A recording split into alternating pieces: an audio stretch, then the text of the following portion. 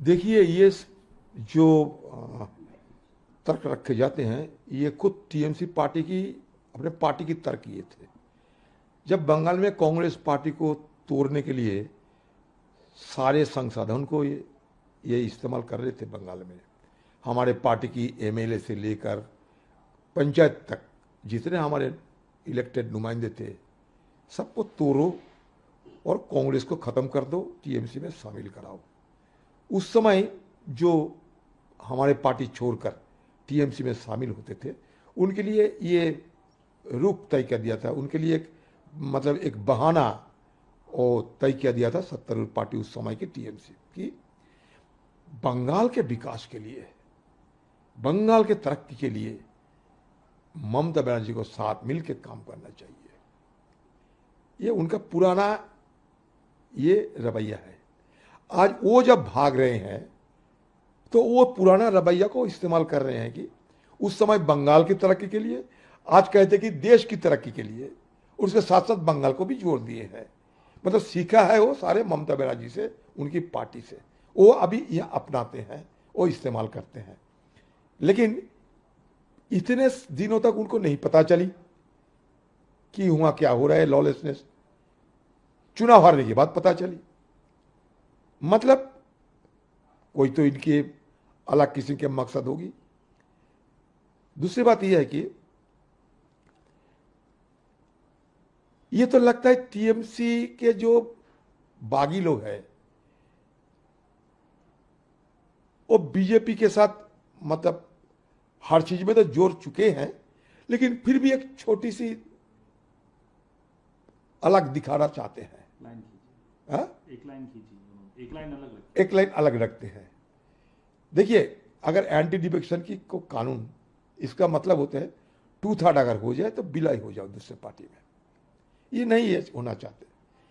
ये नहाना तो चाहते हैं डूब कर, लेकिन बाल नहीं भिगाना चाहते हैं। नहाएंगे लेकिन बाल को भिगाना मत, ये वही रास्ता अपनाते हैं। और 20 हो या 25 हो, कितना है मुझे पता नहीं, लेकिन जो भी हो,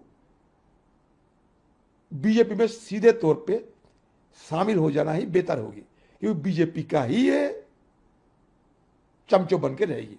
और बीजेपी को यह लगता कि इस सुनहरे मौका को इस्तेमाल करते हुए सारे जो विधायक, सारे जो बिल पास कराना है, ये बिल अभी धड़ल्ले से दोनों सदन में पास कराते जाओ।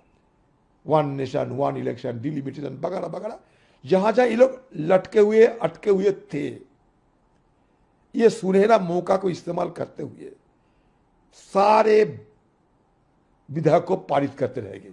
अब देख लेना।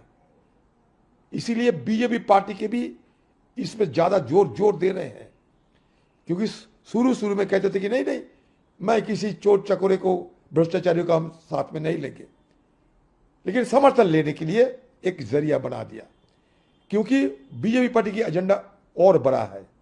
डिलिमिटेशन करते हुए उनका आगे निकलना है। 1 नेशन 1 इलेक्शन, हिंदुस्तान के प्रधानमंत्री बीजेपी पार्टी को जो सपना भी अधूरे रह गए, उस सारे को ये जमीनी हकीकत में तब्दील करने के लिए, अनुपालन करने के लिए इनको मदद चाहिए, और वो दिशा पे बीजेपी पार्टी आगे बढ़ रहे हैं।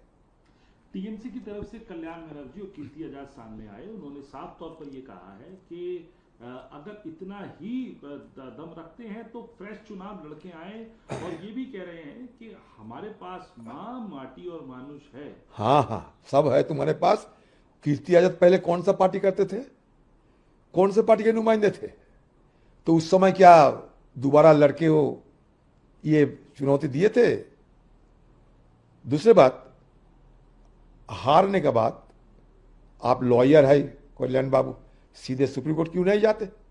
चुनाव दोबारा कराया जाते या नहीं जाते, आप सुप्रीम कोर्ट जाके ये फैसला क्यों नहीं तय करते हैं? वहां से जजमेंट लेके क्यों ना आते हैं? हम भी दोबारा चुनाव लड़ना चाहते हैं, लेकिन किसने हमारा बात सुनेगी? हारने की बात चिल्लाते हो। बंगाल में कौन सा चुनाव होते हैं वो भी मुझे जानकारी